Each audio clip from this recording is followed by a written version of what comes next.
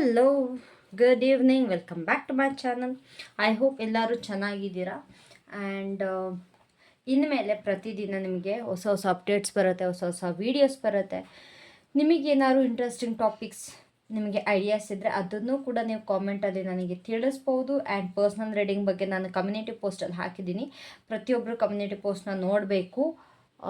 ನೋಡಿ ಲೈಕ್ ಮಾಡಿದ್ರೆ ನನಗೂ ಅರ್ಥ ಆಗುತ್ತೆ ನೀವು ನೋಡಿದ್ದೀರಾ, ಪ್ರತಿಯೊಬ್ಬರಿಗೂ ಹೋಗಿದೆ ಅಂತ. ಸೊ ಪ್ಲೀಸ್ ಅದು ಚೆಕ್ ಮಾಡಿ. ಇನ್ ಡೀಟೇಲ್ ನಾನು ಪರ್ಸ್ನಲ್ ರೀಡಿಂಗ್ ಬಗ್ಗೆ ನಾನು ಪ್ರತಿಯೊಂದು ಮಾಹಿತಿನ ನಾನು ಅದರಲ್ಲಿ ಕೊಟ್ಟಿದ್ದೀನಿ. And this is a timeless general reading. ಪ್ರತಿಯೊಬ್ಬರಿಗೂ ಅನ್ವಯಿಸುತ್ತೆ ಅಂತ ಹೇಳೋಕ್ಕಾಗಲ್ಲ, ಯಾರಿಗೆಲ್ಲ ಅನ್ವಯಿಸುತ್ತೆ ಅವರು ತಗೊಳ್ಳಿ, ಬಾಕಿಯವರು ಹಾಗೆ ಬಿಡಿ. ಓಕೆನಾ? ಸೊ ಆ್ಯಕ್ಚುಲಿ ಇವತ್ತಿನ ಟಾಪಿಕ್ ಬಂದುಬಿಟ್ಟು, ಇದು ನನ್ನ ಕ್ಲೈಂಟೇ ಕೊಟ್ಟಿರೋದು. ಅವರ ನೇಮ್ ಆ್ಯಕ್ಚುಲಿ ಕವಿತಾ ಅಂತ. ನನಗೆ ಅದು ಟಾಪಿಕ್ ತುಂಬ ಇಷ್ಟ ಆಗಿರೋದ್ರಿಂದ ಅದ್ರ ಮೇಲೆ ಇವತ್ತು ವಿಡಿಯೋ ಮಾಡೋಕ್ಕೆ ನಾನು ರೆಡಿಯಾಗಿರೋದು. ಬಿಕಾಸ್ ಇಟ್ಸ್ ಅಬೌಟ್, ನೀವು ಒಳ್ಳೆ ಕೆಲಸಗಳು ಮಾಡಿದ್ರು, ಒಳ್ಳೆ ಕಾರ್ಯಗಳು ಮಾಡಿದರೂ ಕೂಡ ನಿಮಗೆ ಕರ್ಮ ಅನ್ನೋದು ತಟ್ಟತ್ತಾ ಅಂತಂದರೆ, ಇವಾಗ ರಿಲೇಷನ್ಶಿಪ್ಪಲ್ಲಿ ತುಂಬ ಜನ ಎಷ್ಟೇ ನೀವು ನಿಮ್ಮ ಪಾರ್ಟ್ನರ್ನ ಚೆನ್ನಾಗಿ ನೋಡ್ಕೊಳ್ತಿದ್ರು ಕೂಡ ನಿಮಗೆ ಅದು ಕರೆಕ್ಟಾಗಿ ರೆಸ್ಪಾನ್ಸ್ ಸಿಗ್ತಾ ಇರಲ್ಲ, ಅಥವಾ ನಿಮಗೆ ಬರೀ ನೋವೇ ಕೊಡ್ತಾ ಇರುತ್ತೆ. ಸೊ ಆ ಸಂದರ್ಭದಲ್ಲಿ ನಿಮಗೆ ಇದು ಕರ್ಮ ತಟ್ಟತ್ತ. ಕೆಟ್ಟ ಕರ್ಮಗಳು, ಒಳ್ಳೆ ಕೆಲಸಗಳು ಮಾಡಿದರೂ ಕೂಡ ಯಾಕೆ ನಿಮ್ಮ ರಿಲೇಷನ್ಶಿಪ್ಪಲ್ಲಿ ಈ ಥರ ಎಲ್ಲ ತೊಂದರೆ ಆಗ್ತಾ ಇದೆ, ಅದು ಕರ್ಮಯಿಂದನಾ ಅಥವಾ ಬೇರೆ ಇನ್ಯಾವುದೋ ರೀಸನ್ನಿಂದನಾ ಅಂತ ಹೇಳ್ಬಿಟ್ಟು ಲೆಟ್ಸ್ ಚೆಕ್. ಓಕೆನಾ? ಸೊ ಯೂನಿವರ್ಸ್ ಟೆಲ್ ಮಿ, ನನ್ನ ವ್ಯೂವರ್ಸ್ ಯಾರೆಲ್ಲ ಇದ್ದಾರೆ ಅಥವಾ ನನ್ನ ಸಬ್ಸ್ಕ್ರೈಬರ್ಸ್ ಯಾರೆಲ್ಲ ಇದ್ದಾರೆ, ಅವರು ಒಳ್ಳೆ ಕೆಲಸ ಮಾಡ್ತಾಯಿದ್ರು ಕೂಡ ಅವರಿಗೆ ಕೆಟ್ಟ ಕರ್ಮ ಅನ್ನೋದು ಫಲಿಸ್ತಾ ಇದೆಯಾ? What's happening? ಗೈಸ್, ಇನ್ನೊಂದು ಕರ್ಮ ಅನ್ನೋದು ಎಂತ ಗೊತ್ತಾ, ನಾವೇನೋ ನಮ್ಮ ಪಾಸ್ಟ್ ಲೈಫಲ್ಲಿ ಮಾಡಿರ್ತೀವಿ ಅಲ್ವಾ, ಆ past life baggages 70% of the past life baggages ನಮಗೆ ಈ ಲೈಫಲ್ಲಿ ಅನುಭವಿಸ್ಬೇಕಾಗತ್ತೆ. That's the real thing. Cards ಚೆಂದ ಕಾಣ್ತಿದೆ ಅಲ್ಲ? I am happy.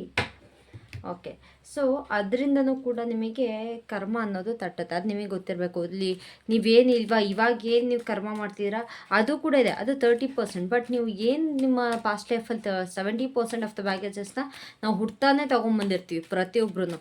ಸೊ ಹಾಗಾಗಿ ಕರ್ಮ ಅದರಿಂದನೂ ಬರುತ್ತೆ, ನಾವಿಲ್ಲಿ ಮಾಡೋದ್ರಿಂದನೂ ಕೂಡ ಬರುತ್ತೆ. ಓಕೆನಾ?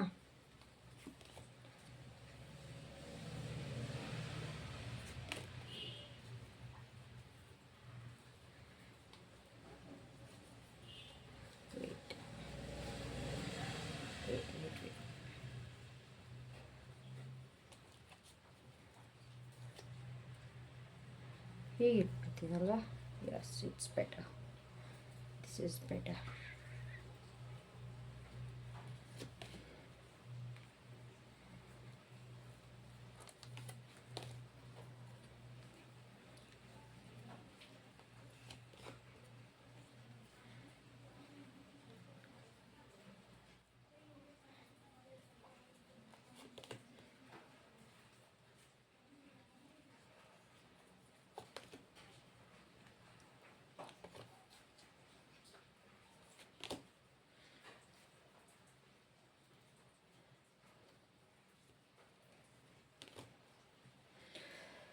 ಸೊ ಏನು ಗೊತ್ತಾ, ಎಸ್, ನೀವು ಒಳ್ಳೆ ಕೆಲಸಗಳು ಮಾಡಿದರೂ ಕೂಡ ನಿಮಗೆ ಕೆಟ್ಟ ಕರ್ಮಗಳು ಫಲಿಸುತ್ತೆ.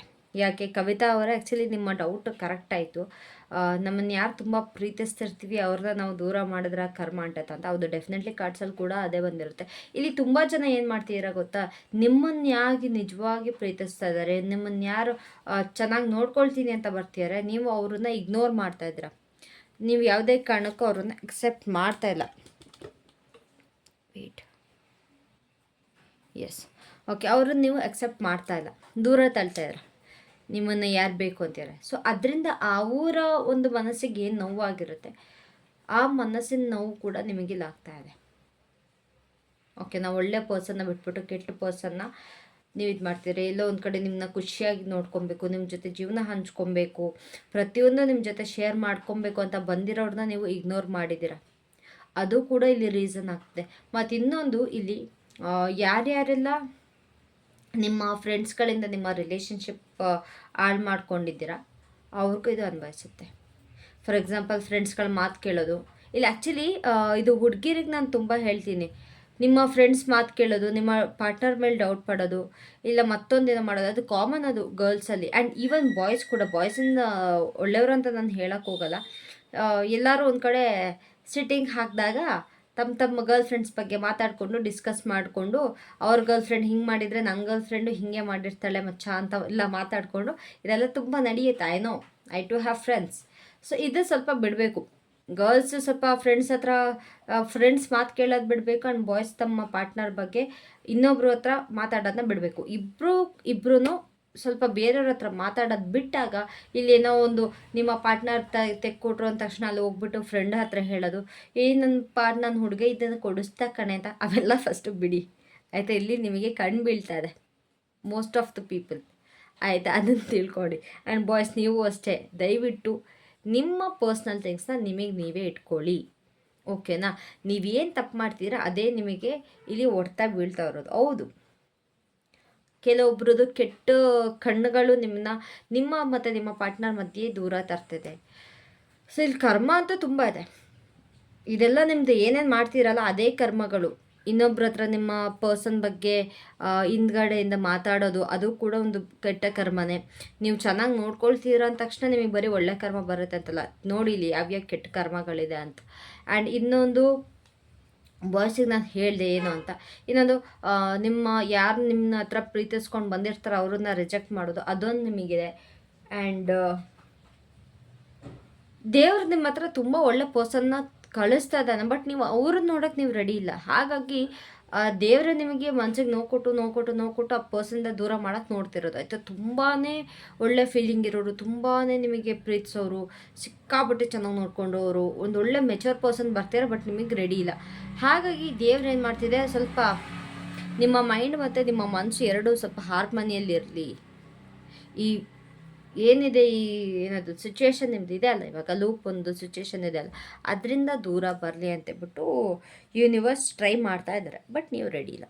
ನಾನು ಏನು ಮಾಡಲಿ? ವಾಟ್ ಶುಡ್ ಐ ಡೂ ಅಲ್ವಾ?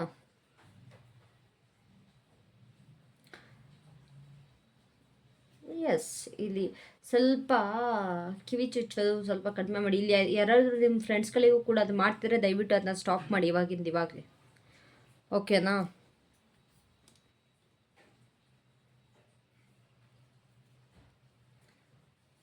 ದಯವಿಟ್ಟು ಅದನ್ನ ಸ್ಟಾಪ್ ಮಾಡಿ. ಏನಕ್ಕೆ ಸುಮ್ಮನೆ ಇನ್ನೊಬ್ಬರ ರಿಲೇಷನ್ಶಿಪ್ನ ಹಾಳು ಮಾಡ್ತೀರಾ, ಅಥವಾ ನಿಮ್ಮ ರಿಲೇಷನ್ಶಿಪ್ನೇ ನೀವೇನಕ್ಕೆ ಹಾಳು ಮಾಡ್ಕೊಳ್ತೀರಾ? ಇಲ್ಲಿ ಅಫೆಂಡ್ ಆಗ್ತಿರೋ ಇಲ್ಲಿ ತುಂಬ ಜನ, ಮ್ಯಾಮ್ ನಾವೇನು ಹಂಗೆ ಮಾಡಿಲ್ಲ ಮ್ಯಾಮ್ ಅಂತ. ಇಲ್ಲ, ನೀವು ಮಾಡ್ತಿರೋದಕ್ಕೆ ಇಲ್ಲಿ ಕಾಣಿಸ್ತಾ ಇರೋದು. ತುಂಬ ಆತಂಕ ಇದೆ ನಿಮ್ಮ ರಿಲೇಷನ್ಶಿಪ್ಪಲ್ಲಿ, ಓಕೆನಾ. ಸ್ವಲ್ಪ ಚೇಂಜಸ್ ಬೇಕಾಗಿದೆ.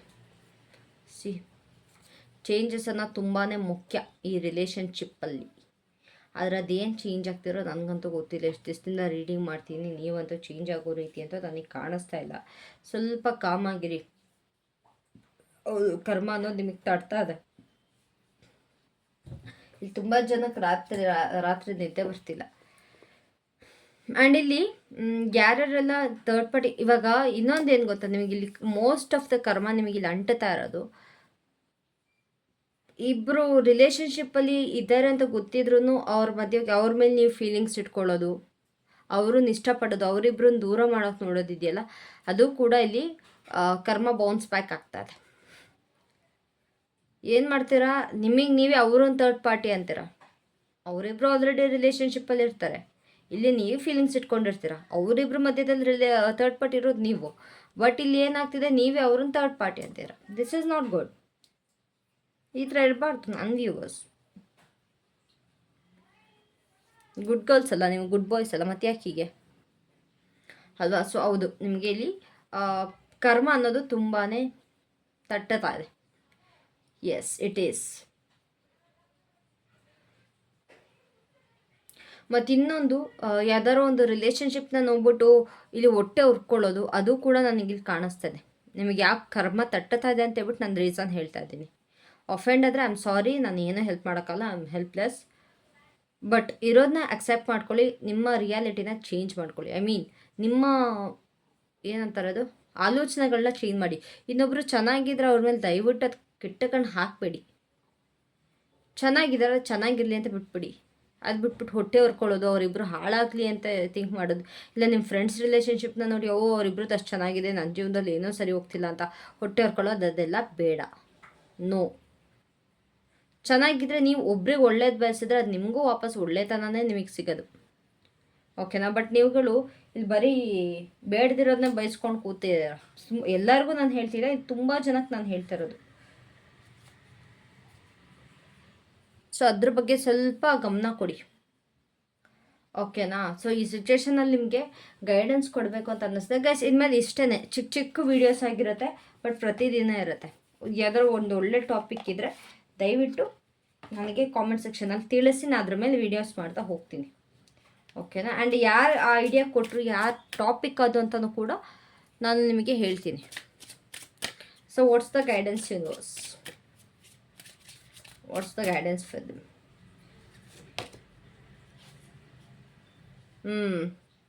ಇಲ್ಲಿ ನಿಮಗೆ ಸೈಲೆಂಟಾಗಿರಬೇಕು ಅಂತ ಹೇಳ್ತಿದ್ದಾರೆ ಯೂನಿವರ್ಸ್. ಆಯಿತಾ? ಏನೇ ಒಂದು ತಿಳ್ಕೊಳ್ಳೋಕ್ಕಿಂತ ಮುಂಚೆ ಅಥವಾ ನೀವು ಏನೇ ಮಾಡೋಕ್ಕೆ ಮುಂಚೆನೂ ಸ್ವಲ್ಪ ಸೈಲೆಂಟಾಗಿರಿ. ಆಯಿತಾ? ಏನೇ ಆದ್ರೂ ಬೇರೆಯವ್ರ ಸೀಕ್ರೆಟ್ ಆಗಲಿ ಅಥವಾ ನಿಮ್ಮ ಸೀಕ್ರೆಟ್ಗಳನ್ನ ನಾನು ಅದನ್ನ ಹೇಳಿದೆ, ನಿಮ್ದು ಏನಿದ್ರೆ ಅದು ನಿಮಗೆ ಇಟ್ಕೊಳ್ಳಿ, ಅಥವಾ ಇದು ಮಾಡಬೇಡಿ, ಯಾರಿಗೂ ಹೇಳಕ್ಕೆ ಹೋಗ್ಬೇಡಿ, ಯಾರ ಹತ್ರನೂ ಶೇರ್ ಮಾಡಬೇಡಿ ಅಂತ. ನೋಡಿ, ನಿಮ್ಮ ಗೈಡೆನ್ಸ್ ಕೂಡ ಅದೇ ಇದೆ ಈ ಸಿಚುವೇಶನ್ಗೆ. ಏನಿದ್ರು ಅಥವಾ ಬೇರೆಯವ್ರ ಸೀಕ್ರೆಟ್ ಆಗಲಿ ನಿಮ್ಮ ಸೀಕ್ರೆಟ್ ಆಗಲಿ, ಅದು ನಿಮ್ಮ ಒಳಗಡೆನೇ ಇಟ್ಕೊಳ್ಳಿ. ಆಯಿತಾ? ಇದರಿಂದ ಸ್ವಲ್ಪ ಬೇರೆಯವ್ರಿಗೂ ನಿಮ್ಮ ಮೇಲೆ ನಂಬಿಕೆ ಬರುತ್ತೆ, ಹೌದು ಸ್ವಲ್ಪ ನನ್ನ ಸೀಕ್ರೆಟ್ಸ್ ಲಾಕ್ ಆಗಿರುತ್ತೆ ಅಂತ.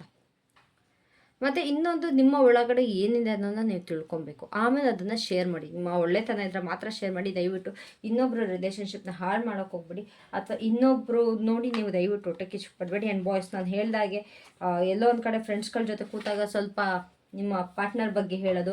ಆ್ಯಂಡ್ ಗರ್ಲ್ಸ್, ನೀವು ಕೂಡ ನನ್ನ ಹುಡುಗ ಹಂಗೆ ಮಾಡ್ದೆ, ನನ್ನ ಹುಡುಗ ಹಿಂಗೆ ಮಾಡ್ದೆ, ಅದು ತುಂಬ ನಡೆಯುತ್ತೆ, ನಂಗೆ ಗೊತ್ತದು ಗರ್ಲ್ಸ್ ಮ್ಯಾಟ್ರಲ್ಲಿ. ಈವನ್ ಬಾಯ್ಸ್ ಎರಡೂ ಕಡೆಯಿಂದನೂ ಅದು ತಪ್ಪು ನಡೆಯುತ್ತೆ. ಅದನ್ನು ಸ್ವಲ್ಪ ಬಿಟ್ಬಿಡಿ. ನಿಮ್ಮ ಪಾರ್ಟ್ನರ್ ಯಾವತ್ತಿದ್ರೂ ನಿಮಗೇನೆ, ನಿಮ್ಮಿಬ್ಬರ ಮಧ್ಯೆ ಏನೇ ತೊಂದರೆಗಳಾದ್ರೂ ಅದನ್ನು ನೀವು ಸರಿ ಮಾಡ್ಕೊಳ್ತಾ ಹೋಗಬೇಕು. ಈ ಥರ ಚಿಕ್ಕ ಚಿಕ್ಕ ವಿಷಯದಿಂದನೇ ನಿಮ್ಮ ಪಾರ್ಟ್ನರ್ಸ್ ನಿಮ್ಮಿಂದ ದೂರ ಆಗಿರ್ತಾರೆ, ಅದು ನಿಮಗೆ ಗೊತ್ತಿರಲ್ಲ. ಇವೆಲ್ಲ ಒಂಥರ ಟಾಕ್ಸಿಕ್ ನೇಚರ್ಸ್. ಓಕೆನಾ? ಇವಾಗ ನೀವೇನು ಇನ್ನೊಬ್ರ ಹತ್ರ ಮಾತಾಡಿರ್ತೀರ, ನೀವೇನು ಶೇರ್ ಮಾಡಿರ್ತೀರ, ಅದೆಲ್ಲೋ ಒಂದು ಕಡೆ ನಿಮ್ಮ ಪಾರ್ಟ್ನರ್ಸಿಗೆ ಗೊತ್ತಾಗೋದು, ಅದು ಅವ್ರಿಗೆ ಮನಸ್ಸಿಗೆ ಬೇಜಾರಾಗೋದು, ಅದರಿಂದ ನಿಮ್ಮಿಂದ ದೂರ ಹೋಗೋದು. ಇಲ್ಲ ನಿಮ್ದು ಏನೋ ಒಂದು ಚಿಕ್ಕ ತಪ್ಪುಗಳಿಂದ ಅದು ನೀವು ಕೆಲವೊಬ್ಬರು ಕ್ಲಾರಿಟಿ ಕೊಡೋಕ್ಕೆ ಇಷ್ಟಪಡಲ್ಲ. ನೀವು ಮಾಡಿರೋ ತಪ್ಪಿಗೆ ದಯವಿಟ್ಟು ಕೂತು ಮಾತಾಡಿ. ತಪ್ಪು ಮಾಡಿದರೆ ಹೌದು ತಪ್ಪು ಅಂತ ಒಪ್ಕೊಳ್ಳಿ. ಇಲ್ವಾ? ಓಕೆ ಫೈನ್, ಬಿಟ್ಬಿಡಿ. ಬಟ್ ಯಾವಾಗ ತಪ್ಪು ಮಾಡ್ತೀರಾ, ನೀವು ನಿಮ್ಮ ಪಾರ್ಟ್ನರ್ ಹತ್ರ ತಲೆ ಬಗ್ತೀರ, ಇನ್ಯಾರ ಹತ್ರನೂ ಅಲ್ಲ. ಈಗೋ ನನ್ನ ಯಾವತ್ತೂ ರಿಲೇಷನ್ಶಿಪ್ಪಲ್ಲಿ ಈಗೋ ಇರಬಾರ್ದು, ಅದನ್ನು ಬಿಡಿ. ಈಗೋ ಬೇಡ. ಸ್ವಲ್ಪ ಕಮ್ಯುನಿಕೇಷನ್ನ ಇನ್ನೂ ಡೀಪಾಗಿ ಕಮ್ಯುನಿಕೇಟ್ ಮಾಡಿ. ಮಾತಿಗೂ ಜಗಳ ಆಡೋದು, ಡೌಟ್ ಪಡೋದು, ನೋ. ಇಲ್ಲಿ ತುಂಬ ಜನ ತಮ್ಮ ಪಾರ್ಟ್ನರ್ಸ್ ಮೇಲೆ ಇಲ್ದಿರೋ ಡೌಟ್ನ ಪಡ್ತೀರಾ. ಆ್ಯಂಡ್ ಇನ್ನೊಂದು, ಪರ್ಸ್ನಲ್ ರೀಡಿಂಗ್ ತೊಗೊಬೇಕಾದ್ರೆ ನಿಮಗೆ ನಂಬಿಕೆ ಇದ್ದರೆ ಮಾತ್ರ ತೊಗೊಳ್ಳಿ, ಅಥವಾ ನಿಮ್ಮ ಥಾಟ್ಸೇ ನೀವು ಸರಿ ಅಂತೇಳ್ಬಿಟ್ಟು ನೀವು ರೀಡಿಂಗ್ ತೊಗೊಳಕ್ಕೆ ಬಂದರೆ I am sorry, I can't help it. ಫಸ್ಟೇ ನಾನು ಹೇಳ್ತಾ ಇದ್ದೀನಿ. ಹಾಗಾಗಿ ನಿಮ್ಮ ಪಾರ್ಟ್ನರ್ ಮೇಲೆ ಫಸ್ಟ್ ನಂಬಿಕೆ ಇಡಿ. ಬೇರೆಯವ್ರು 1000 ಹೇಳ್ತಾರೆ, ತಂದಾಕಕ್ಕೂ ನಿಮ್ಮಿಬ್ಬರನ್ನ ದೂರ ಮಾಡೋಕ್ಕೂ ತುಂಬ ಹೇಳ್ತಾರೆ, ಬಟ್ ನಿಮ್ಮ ತಲೆ ಎಲ್ಲಿರುತ್ತೆ? ನಿಮಗೆ ನಿಮ್ಮ ಪಾರ್ಟ್ನರ್ ಬಗ್ಗೆ ಗೊತ್ತಿರಲ್ವಾ? ಗೊತ್ತಿಲ್ಲದೆ ನೀವು ಅವ್ರನ್ನ ಇಷ್ಟಪಟ್ರ ಅಲ್ವಾ? ಸೊ ಏನಾದರೂ ನೀಟಾಗಿ ಕೂತ್ಕೊಂಡು ಕಮ್ಯುನಿಕೇಟ್ ಮಾಡಿ, ಮಾತಾಡಿ, ಇರೋದನ್ನ ನೀಟಾಗಿ ಕ್ಲಿಯರ್ ಮಾಡಿ. ಇನ್ನೊಂದು, ಆಗಿರೋ ವಿಷಯಗಳನ್ನ ಪಾಸ್ಟನ್ನು ಕ್ಲಿಯರ್ ಆದಮೇಲೆ ಅದನ್ನು ಅಲ್ಲಿಂದ ಅಲ್ಲಿಗೆ ಬಿಟ್ಬಿಡಿ. ಅದನ್ನು ಚುಚ್ಚಿ ಮಾತಾಡೋದು, ನೀ ಈ ಥರ ಮಾಡಿದೆ, ನಾ ಆ ಥರ ಮಾಡಿದೆ ಅಂತ ಟಾಂಟ್ ಹೊಡಿಯೋದು, ಅವೆಲ್ಲ ಬೇಡ. ಅದರಿಂದ ಹಾಳಾಗುತ್ತೆ. ಓಕೆನಾ? So that's it for today. Thank you so much. Love you all. Take care. Bye.